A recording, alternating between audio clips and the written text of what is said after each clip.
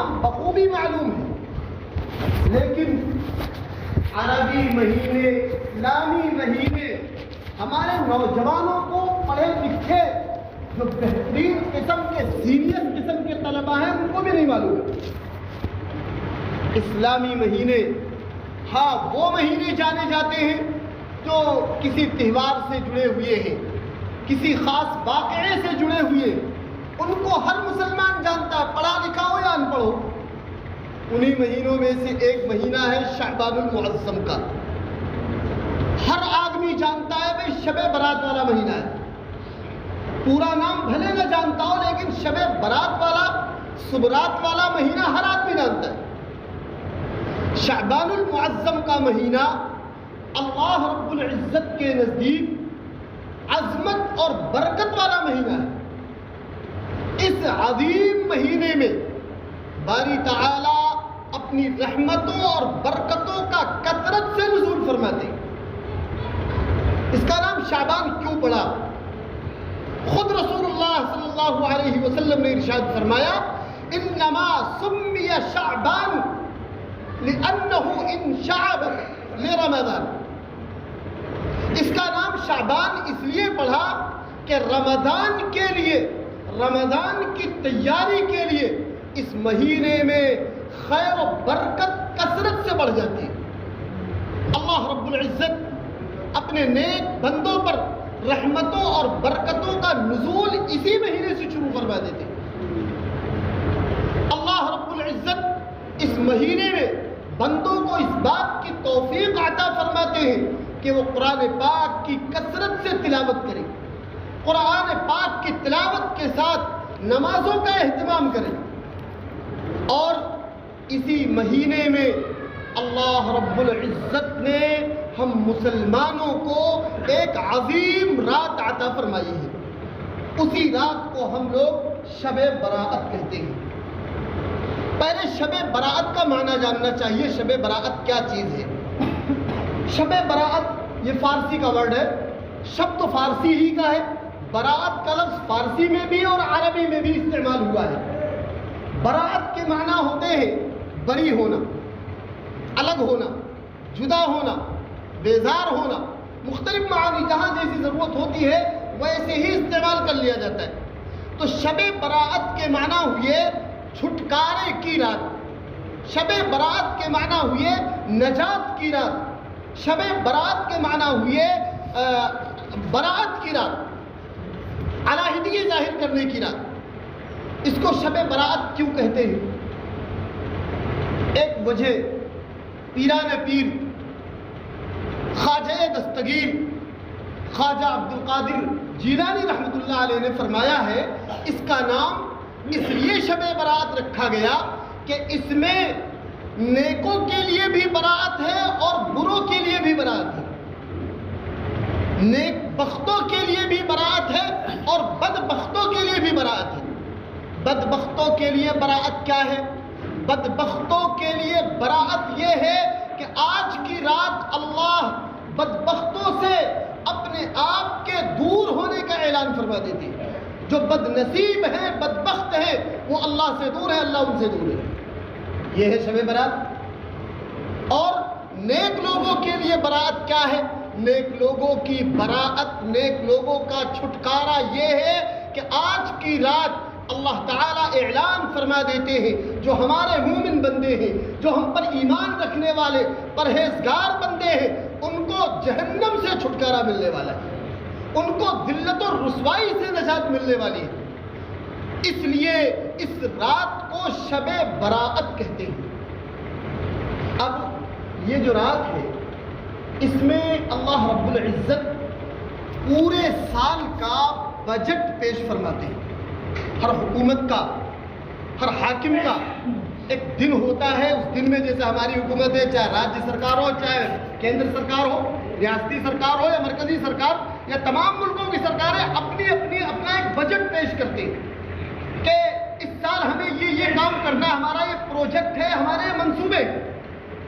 باری تعالی اس رات میں یعنی جو شب براءت ہے 14 شعبان گزر کر کے، آج 14 شعبان ہے، 14 شعبان گزر کر جو رات آتی ہے اسی کو شب برات کہتے ہیں۔ تو اس رات میں باری تعالی پورے 1 سال کا بجٹ پیش فرماتے ہیں۔ کیا کتنے لوگ اس سال مریں گے، اس سال کتنے بچوں کی پیدائش ہوگی، اس سال کس کی روزی میں کتنی برکت دی جائے گی، کس کی تجارت میں کتنا نفع ہوگا، کس کو کتنا نقصان پہنچے گا، کس کو کتنے حادثات پیش آئیں گے۔ بہت سے ایسے لوگ ہوں گے جن کی شادی کی تاریخیں طے ہوں گی، لیکن اللہ رب العزت کی نظر میں ان کا پرچہ کٹ چکا ہوگا۔ آج کی رات ان کے بارے میں فیصلہ ہوگا کہ تم شادی کے جوڑوں میں ملبوس نہیں ہو سکتے، بلکہ سفید جوڑوں میں ملبوس ہو کر اس سے پہلے ہمارے پاس آنا ہے۔ آج ہی کی رات باری تعالی ہماری آپ کی تقدیر کا فیصلہ یعنی پورے 1 سال کا فرما کر کے ہمارے اور آپ کے متعلق باری تعالی ایک ایک چیز واضح فرما دیتے ہیں۔ یاد رہے، ایک ہے شب براءت اور ایک ہے شب قدر۔ شب براءت یہ شعبان کے مہینے میں ہوتی ہے، اور شب قدر زیادہ تر جو متعارف ہے ہم اور آپ جانتے ہیں وہ رمضان المبارک کے مہینے میں۔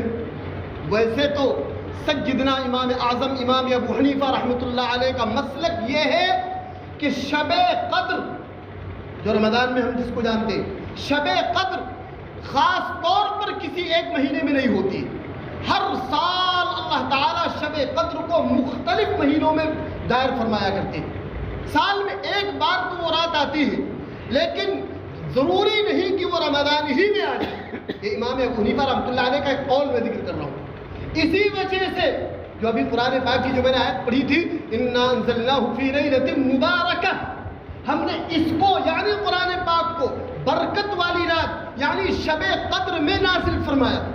تو شب قدر کے بارے میں اگر یہ تعویل کی جائے جو امام ابو حنیفہ رحمۃ اللہ علیہ نے فرمائی ہے کہ پورے سال میں کبھی بھی ہو سکتی ہے، تو بہت ممکن ہے جب قرآن کو اللہ نے نازل فرمایا ہو، جس وقت لوح محفوظ سے آسمان دنیا پر اللہ نے نازل فرمایا، اس وقت شب قدر اسی رات میں رہی ہو۔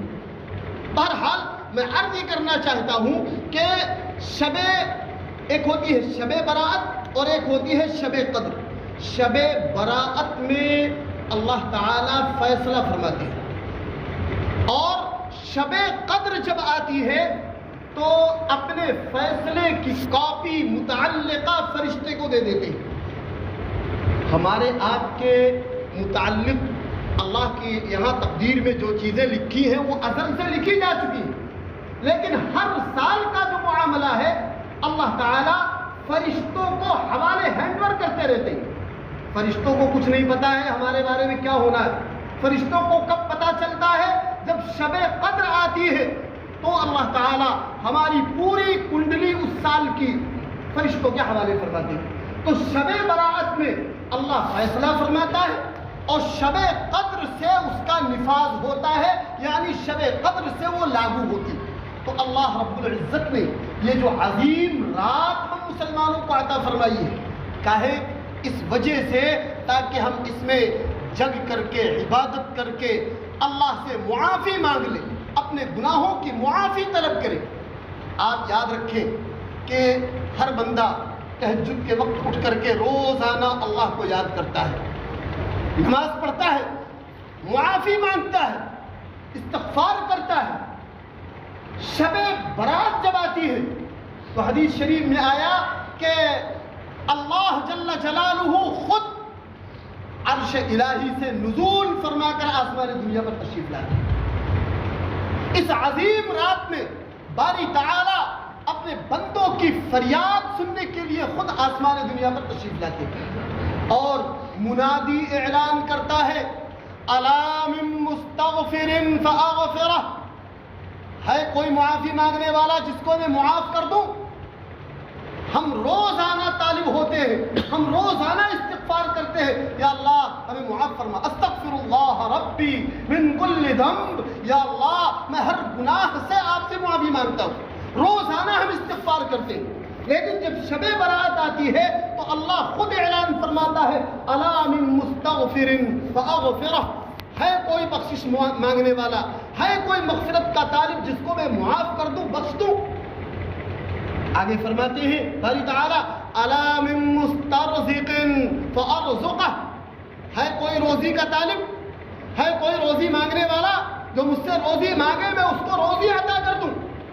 الا من مبتلا فاعافی، ہے کوئی مصیبت زدہ، ہے کوئی پریشان حال شخص، ہے کوئی مصیبتوں میں گھرا ہوا شخص جو مجھ سے اس سے نجات کی درخواست کرے تو میں اس کو نجات عطا فرماؤں۔ یہ اللہ رب العزت کا قرب ہے، اللہ کی رحمت ہے۔ اللہ اپنے بندے سے اس درجے محبت فرماتے ہیں کہ خود باری تعالیٰ نزول فرما کر اپنے بندے کی مغفرت کا سامان پیدا کرتے ہیں، بندے کو آفر دیتے ہیں۔ اب اگر اس آفر میں اور اس سیزن کے وقت میں بھی، اس خاص وقت میں بھی وہ بندہ لاپرواہی اور غفلت میں گزار دے تو اس سے بڑا بد نصیب اللہ کی نظر میں کوئی نہیں ہو سکتا۔ ہمارا آپ کا حال کیا ہے؟ آج کی رات میں مسلمان سارے غیر ضروری کام کرتا ہے، خرافات کے کام مسلمان نوجوانوں سے ہوتے۔ ہم برادران وطن کی نقل کرتے ہوئے برادران وطن جیسا کرتے ہیں اپنے تہواروں میں، کچھ وہی انداز ہم بھی ان کی دیکھا دیکھی کرنا شروع کر دیتے۔ یہ غلط ہے۔ اسلام نے ہم کو ایسا ماڈل، ایسا آئیڈیل، ایسا نمونہ دے دیا ہے جس نمونے کے محتاج کل کائنات کے لوگ ہیں، پوری دنیا کے لوگ ہیں۔ وہ ماڈل ہے محمد رسول اللہ صلی اللہ علیہ وسلم۔ آپ آئیڈیل کسی اور کو قطعاً نہ بنائیے، آئیڈیل بنائیے محمد رسول اللہ صلی اللہ علیہ وسلم کو۔ آپ نے اس رات میں کیا کیا ہے اس کو جانو۔ آج کا نوجوان جہاں شب براءت مغرب کے بعد سے غروب آفتاب ہوا شروع ہوئی، رات شروع ہوئی تو نوجوان ہڑدنگ مچانا شروع کر دیتا ہے۔ دیہاتوں میں تو کم ہوتا ہے، جتنا بڑا شہر ہوتا اسی اعتبار سے ہڑدنگ بھی خوب مچائی جاتی ہے۔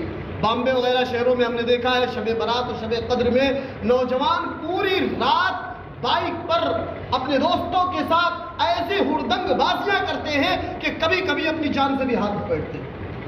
افسوس کی بات ہے اللہ رب العزت اتنے قریب آ چکے ہیں، اللہ آپ کو بلا رہا ہے اور آپ اللہ کی فرض نماز سے بھی غافل ہو گئے۔ آپ نے مغرب نہیں پڑھی، آپ نے عشاء نہیں پڑھی، لاپرواہی میں واہیات اور فضولیات میں لگ کر کے آپ نے اللہ کو ناراض کرنے والے سارے کام کیے۔ اس لیے ہم اپنے نوجوانوں سے درخواست کریں گے کہ آج کی رات عبادت کی رات ہے، آج کی رات اللہ رب العزت کی طرف سے بخشش کی رات ہے، اللہ کی طرف سے رزق دیے جانے کے اعلان کی رات ہے۔ آپ اللہ سے معافی مانگو، اللہ سے روزی طلب کرو، اللہ رب العزت آپ کے رزق میں برکت عطا فرمائیں گے۔ آپ نہ معلوم کتنی مصیبتوں بیماریوں میں گھرے ہیں، نہ معلوم کتنی مدعائیں آپ کی ہیں، آپ اللہ سے کہیں گے تو اللہ آپ کی سننے کے لیے تیار ہے۔ لیکن اگر لاپرواہی برتیں گے تو ہرگز اللہ رب العزت آپ کو معاف نہیں فرمائیں گے، بلکہ آج کی رات اگر آپ نے لاپرواہی برتی تو اللہ رب العزت آپ سے براءت کا اعلان فرما دیں گے۔ بھی میں نے بتایا نہیں، براءت شیخ عبد القادر جیلانی رحمۃ اللہ علیہ نے پیران پیر نے فرمایا براءت کا ایک مطلب یہ بھی ہے کہ اللہ بدبختوں سے براءت کا اعلان کر دیتا۔ اللہ کہتا میں ان سے بری ہوں، میرا ان سے کوئی لینا دینا نہیں۔ تو اگر اللہ کو ناراض کرنے والے کام کریں گے تو اللہ اعلان فرما دے گا یہ بد نصیب ہیں، بدبخت ہیں، ہمارا ان سے کوئی لینا دینا نہیں۔ اس لیے ہم خود اپنے گھروں میں نماز کا اہتمام کریں، تلاوت کلام اللہ کا اہتمام کریں اور اپنی اولادوں کو، بچوں اور بچیوں کو بھی اس کی تلقین کریں۔ حضرت نبی پاک صلی اللہ علیہ وسلم کا عمل کیا تھا آج کی رات میں؟ اما عائشہ صدیقہ رضی اللہ تعالی عنہ فرماتی ہے کہ انس ابن مالک رضی اللہ تعالی عنہ ایک مرتبہ ایک رات تھی اور وہ 14ویں شعبان کی رات تھی، تشریف لائے ان کے گھر میں اور کسی ضرورت سے آئے اور کہا ذرا جلدی کریے میں رسول اللہ صلی اللہ علیہ وسلم کو اس حال میں چھوڑ کر آیا ہوں کہ آپ 15ویں شب کی فضیلت بیان فرما رہے تھے. تو حضرت عائشہ نے فرمایا اے انیس، محبت میں کہا، انس نام تھا لیکن انیس محبت میں کہا، اے انیس میں تمہیں بتاؤں اللہ کے رسول صلی اللہ علیہ وسلم کا ایک عمل اس رات میں. آپ علیہ السلام ایک رات آپ کی باری ہمارے گھر پر تھی اور ہم نے یہ دیکھا، محسوس کیا کہ آج رسول اللہ صلی اللہ علیہ وسلم باری ہمارے گھر کی ہے لیکن آپ یہاں تشریف فرما نہیں ہو. ہم نکل پڑے کہ اللہ کے رسول کہاں تشریف لے گئے. ہم تلاش میں نکلے تو جا کے دیکھا کہ بقیع میں، جنت البقیع میں رسول اللہ صلی اللہ علیہ وسلم اللہ رب العزت کے حضور دعا فرما رہے، کل کائنات کے لیے، پوری امت کے لیے بخشش طلب کر رہے. حضرت عائشہ پہنچ گئی. آپ نے پوچھا عائشہ تم جانتی ہو آج یہ کون سی رات ہے؟ کہا اللہ ورسولہ اعلم، اللہ اور اس کے رسول زیادہ بہتر جانتے ہیں، آپ ہی فرمائیں. تو آپ علیہ السلام نے فرمایا اے عائشہ آج کی رات وہ رات ہے کہ آج کی رات اللہ تعالیٰ اپنے بندوں کی اتنی کثیر تعداد میں بخشش فرماتے ہیں جتنا کہ بنو کلب کی بکریوں کے جسم پر بال ہوتے ہیں. اس زمانے میں بنو کلب ایک قبیلہ تھا، بکری پالنے میں بہت مشہور تھا. آپ نے فرمایا بنو کلب کی بکریوں، ایک بکری نہیں بکریوں، اب ایک بکری کے بال اور وہ بھی ذرا سا ایک بالشت کے برابر اگر دیکھ لیا جائے نہ معلوم کتنے بال ہوں گے، کوئی نہیں گن پائے گا، بہت مشکل ہے. اور بکریوں کے بال اتنی تعداد میں اللہ رب العزت آج کی رات بخشش فرماتے ہیں. تو بھائی اس بخشش کے وقت میں، اس موسم میں اگر ہم بخشش نہ کرا پائے تو یہ ہماری بد نصیبی ہے. حضرت نبی پاک صلی اللہ علیہ وسلم نے ارشاد فرمایا کہ آج کی رات اللہ سب کی بخشش فرما دیتا ہے لیکن کچھ لوگ ایسے ہیں کہ آج کی رات بھی ان کی بخشش نہیں ہو پاتی. وہ کون کون لوگ ہیں؟ پہلا شخص ہے مشرک، اللہ کے ساتھ شریک ٹھہرانے والا، ساجی قرار دینے والا. جو کام اللہ کر سکتا ہے اللہ کے علاوہ کوئی کرنے والا نہیں، وہ کام کہہ دینا کہ فلاں شخص نے کر دیا، یا فلاں جیسے دوا علاج، دوا کے بارے میں بہت ایک چرچا چلتی ہے، بھائی دوا کرنا شرک ہے. بھائی ہماری سوچ کا فرق ہے. ہماری سوچ اگر ہے کہ دوا ہمارا خدا ہے، دعا ہمارے لیے خدا ہے، تب تو یہ شرک ہے. لیکن اگر ہماری سوچ یہ ہے کہ دوا فائدہ دیتی ہے اللہ کے حکم سے، بنفس ہی بذات خود دوا کوئی چیز نہیں، اصل تو اللہ کی ذات ہے، اگر یہ خیال ہے تو دوا کھانا شرک نہیں، تعویذ پہننا شرک نہیں، دعا تعویذ کوئی چیز شرک نہیں. اور اگر یہ سوچا کہ دوا کھا رہے ہیں، دوا سے فائدہ ہوتا ہے، دوا فائدہ دیتی ہے، تو یہ سوچ شرک تک پہنچا دیتی ہے. تو بہرحال ایک چیز ہے شرک کرنے والا شخص آج کی رات بھی معاف نہیں کیا جاتا، آج کی رات اس کی بھی بخشش نہیں. دوسرا شراب کا عادی شخص، جو آدمی شراب پینے والا ہے. آج کل یہ ایسا عام مرض ہو گیا ہے، غیروں کو تو چھوڑیے، ہمارے نوجوان اپنے آپ کو جب تک کہ وہ شرابی نہ بنا لیں ماڈرن نہیں سمجھتے. وہ سمجھتے ہیں شرابی بن جانا یہ ماڈرن ہونے کی پہچان ہے. جو کالجز میں پڑھتے ہیں، یا یہ کہ اللہ نے فراخوری عطا فرمائی ہے، فراوانی خوب ہے، پیسہ آ گیا تو عیاشی، بدکاری، شراب نوشی ان کے گھروں میں آ جاتی ہے. تو دوسرا شخص جس کو اللہ رب العزت آج کی رات بھی معاف نہیں فرماتے ہیں وہ ہے شرابی. اور تیسرا شخص جس کی بخشش نہیں ہوتی وہ ہے ماں باپ کا نافرمان. جو آدمی ماں باپ کی نافرمانی کرتا ہے اللہ اسے ہرگز معاف نہیں فرماتا ہے جب تک کہ اس کے ماں باپ خود اسے معاف نہ فرما دے. اور یاد رہے، میں نے ایک بار حدیث پڑھ کے سنایا تھا، رضا الرب فی رضا الوالد و سخط الرب فی سخط الوالد. یعنی اگر آپ کو جاننا ہے کہ میرا خدا مجھ سے راضی ہے کہ ناراض ہے تو دیکھ لینا، اگر آپ کے ماں باپ راضی ہیں تو آپ کا خدا بھی راضی ہے، اگر آپ کے ماں باپ آپ سے ناراض ہیں تو آپ کا خدا بھی آپ سے ناراض ہے. یہ بہت ہی بہترین سٹیک اعلیٰ اللہ نے آپ کو ہم کو بتایا ہے. تو تیسرا شخص جس کی آج کی رات بخشش نہیں ہونی ہے وہ ہے ماں باپ کا نافرمان. چوتھا شخص جس کی بخشش آج کی رات نہیں ہونی ہے، ہرگز اللہ معاف نہیں فرمائے گا، وہ ہے قطع رحمی کرنے والا، رشتہ ناتا توڑنے والا. لوگوں سے تعلقات کو ختم کرنے والا، اور پانچواں شخص جس کی آج کی رات بخشش نہیں ہونی ہے وہ ہے چغل خور، جو لوگوں سے ادھر کی ادھر کرتا ہے، جو دو رخا ہوتا ہے، آپ کے منہ پر آپ جیسی بات اور دوسرے کے منہ پر آپ کے خلاف بات کرنے والا چغل خور ہے۔ حدیث پاک کے اندر اور خود قرآن پاک میں ایسے شخص کی شدید مذمت آئی ہوئی۔ وقت کم ہے، پانچواں شخص جس کی بخشش آج کی رات نہیں ہوگی وہ شخص ہے زانی اور بدکار۔ جو آدمی زناکار ہے، بدکار ہے، آج کی رات اس کی قطعاً اللہ کے ہاں معافی نہیں ہے۔ اور زنا کا مطلب صرف غلط کام کر لینا ہی نہیں ہے، بلکہ سب سے پہلی چیز ہے نگاہ، یہیں سے بدکاری شروع ہوتی۔ اور قرآن پاک میں اللہ رب العزت نے انسانوں کو، مومنین کو بطور خاص مخاطب کر کے فرمایا قل للمؤمنین یغضوا من ابصارہم، ایمان والے مردوں سے کہو کہ اپنی نگاہیں نیچی رکھیں۔ قل للمؤمنات یغضضن من ابصارہن، مومنہ عورتوں سے کہہ دو کہ اپنی نگاہیں نیچی رکھیں۔ عورتیں تو خاص طور پر یہ سمجھتی ہیں کہ پردہ کرنا تو مردوں کا کام ہے کہ مرد عورتوں کو نہ دیکھیں۔